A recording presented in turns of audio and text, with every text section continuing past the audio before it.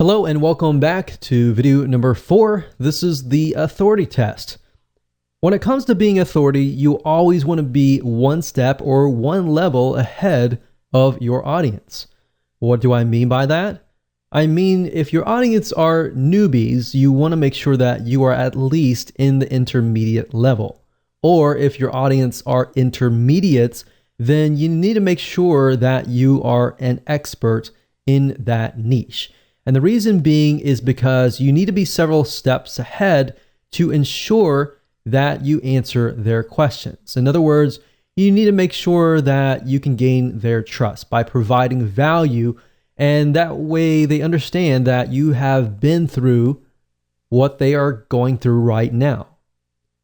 Because if you're going through what they're going through right now, they might see you as the same level as them. They don't really see you as the authority. They see you as maybe somebody who's a friend or somebody who understands what they're going through, but not yet has encountered the future.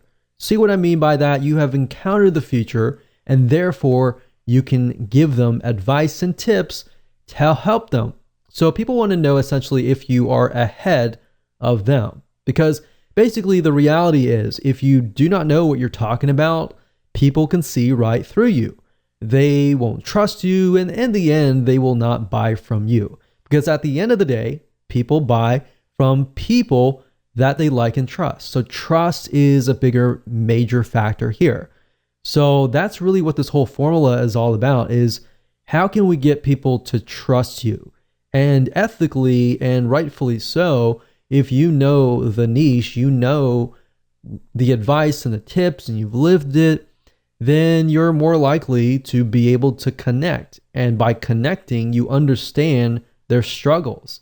You see where if you find somebody that's just profitable and you're relying purely on somebody to write the content for you, so you're missing that emotional connection. So at the end of the day, if you think about it, people buy for emotion. They don't buy for logic.